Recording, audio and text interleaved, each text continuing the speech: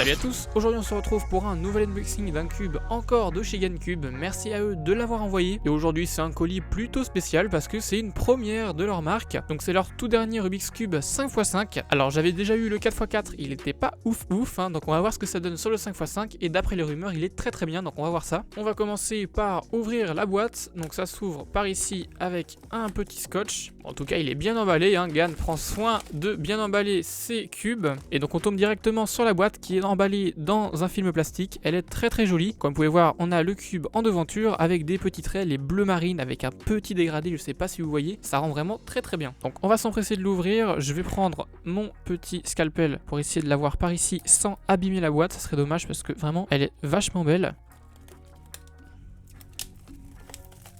Ok. Bon alors comme tous les GameCube, ça s'ouvre ici par le dessous.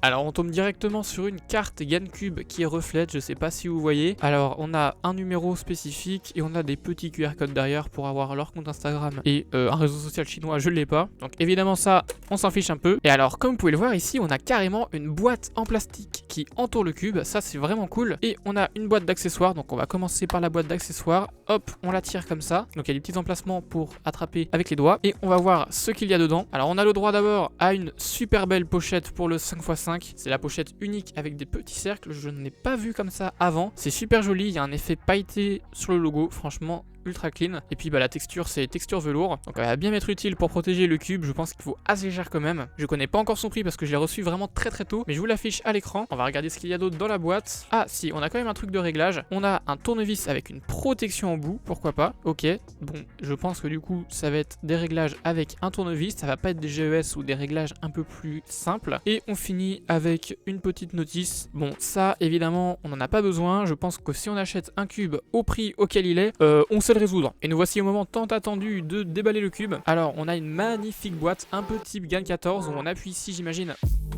Ok, waouh, il est beaucoup trop stylé. Bon, apparemment, j'ai la version Frosted, c'est pas la version UV, mais franchement, sur des big cubes, je pense pas que ça fait autant de différence que sur les 3x3. En tout cas, packaging vraiment magnifique, hein. Donc, nous voici avec le cube. Franchement, il est très léger, hein. Par rapport aux autres 5x5 que j'ai, je pense que c'est le plus léger, mais il est quand même évidemment magnétique. Alors, juste avant de tourner, on va voir, ok, bon, c'est des vis, on n'a aucune technologie de GES ou quoi. Évidemment, c'est un peu logique aussi, on a une toute petite vis, on n'a pas beaucoup d'emplacement par rapport à la taille des pièces, donc c'est normal. Et on va partir sur les premiers turns, attention.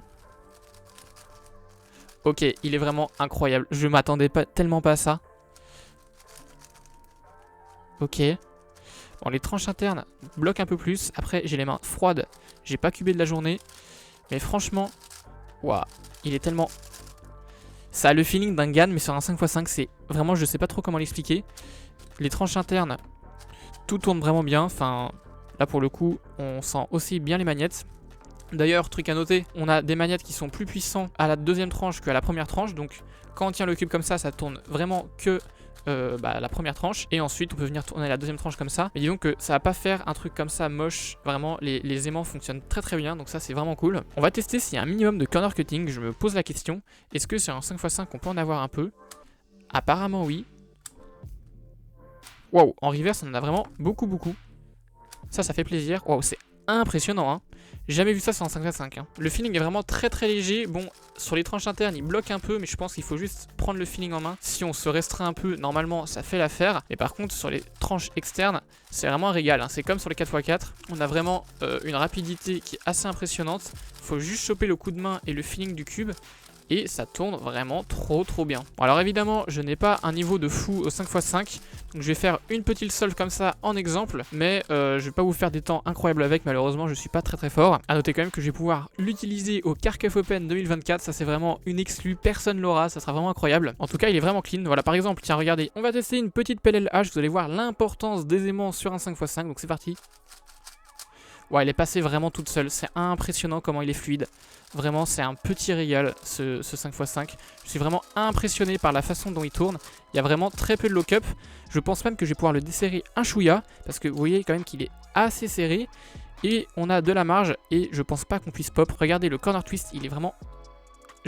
La pièce est fixe, c'est assez impressionnant. Dernier petit truc, est-ce qu'on peut régler les aimants? Apparemment j'ai pas l'impression malheureusement. Après ça paraît logique parce qu'il faut que les aimants internes restent plus forts que les aimants externes. Donc c'est pas forcément très dérangeant.